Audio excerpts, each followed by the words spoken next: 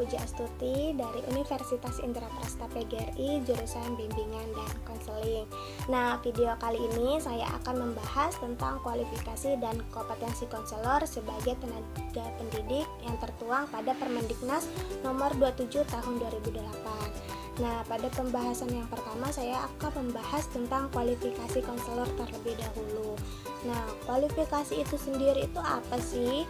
Kualifikasi itu adalah pendidikan khusus untuk memperoleh suatu keahlian atau pencapaian suatu pendidikan untuk menduduki suatu jabatan. Nah, di dalam Undang-Undang Nomor 20 Tahun 2003 Pasal 1 Ayat 6, keberadaan konselor dalam sistem pendidikan nasional dinyatakan sebagai salah satu kualifikasi pendidik, sejajar dengan kualifikasi guru, dosen, pamong belajar, tutor, wideiswara, fasilitator, dan instruktur. Nah, untuk dapat diangkat sebagai konselor, seseorang ini harus wajib memenuhi standar kualifikasi akademik dan kompetensi konselor yang berlaku secara nasional.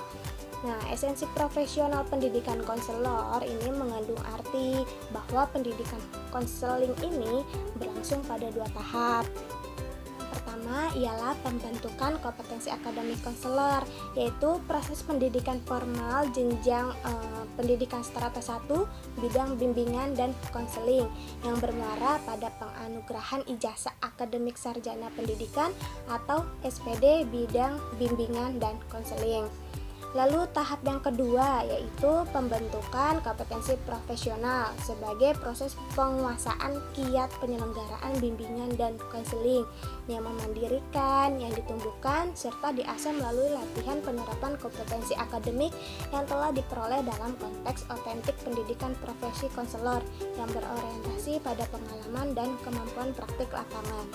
Nama tanda pendidikan profesi konselor atau yang disingkat PPK sebagaimana ditegaskan dalam Permendiknas nomor 27 tahun 2008 memperoleh sertifikat profesi bimbingan dan konseling dengan gelar profesi konselor yang disingkat sebagai KONS.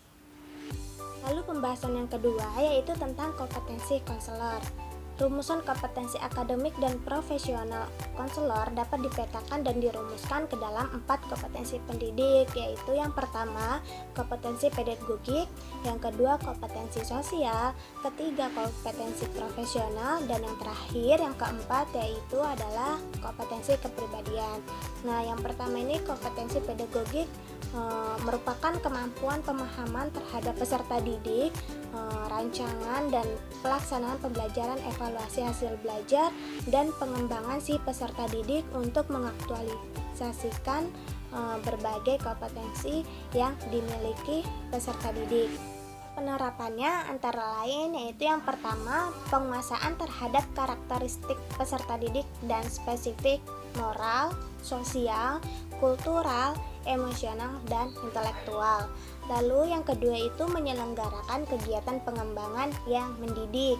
Lalu yang ketiga, memfasilitasi pengembangan potensi peserta didik untuk mengaktualisasikan berbagai potensi yang dimilikinya. Lalu yang kedua yaitu kompetensi sosial. Nah, kompetensi sosial itu yaitu kemampuan guru untuk berkomunikasi bergaul secara efektif dengan peserta didik, tenaga kependidikan, orang tua, wali peserta didik, dan masyarakat sekitar.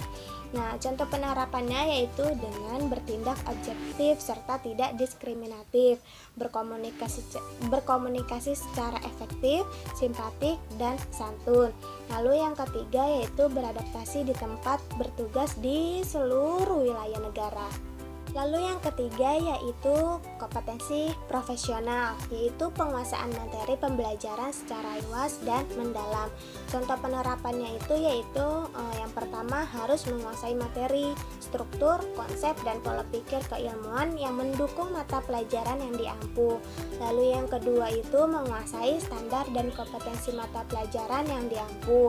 Lalu yang ketiga itu memanfaatkan teknologi, informasi, dan komunikasi. Lalu yang keempat, yang terakhir yaitu adalah kompetensi kepribadian, kemampuan personal yang mencerminkan kepribadian yang mantap, stabil, dewasa, arif, dan berwibawa, dan menjadi teladan bagi peserta didik dan berakhlak mulia. Nah, contoh penerapannya itu yaitu yang pertama itu harus bertindak sesuai dengan norma agama, hukum, sosial, dan kebudayaan nasional Indonesia. Lalu yang kedua itu menunjukkan etos kerja yang tanggung jawab yang tinggi, lalu rasa bangga menjadi guru, dan rasa percaya diri yang tinggi. Lalu yang ketiga, yang terakhir itu harus menjunjung tinggi kode etik profesi guru. Nah, sekian pembahasan seputar kualifikasi dan kompetensi konselor sebagai tenaga pendidik. Semoga materi pembahasan yang tadi saya sampaikan bermanfaat untuk kita semua. Mohon maaf apabila ada kesalahan dalam penyampaian materi atau kurang ketepatan dalam penyampaian materi. Saya mohon maaf. Saya Puji Astuti mengucapkan terima kasih dan mengundurkan diri. Wassalamualaikum warahmatullahi wabarakatuh. Dadah.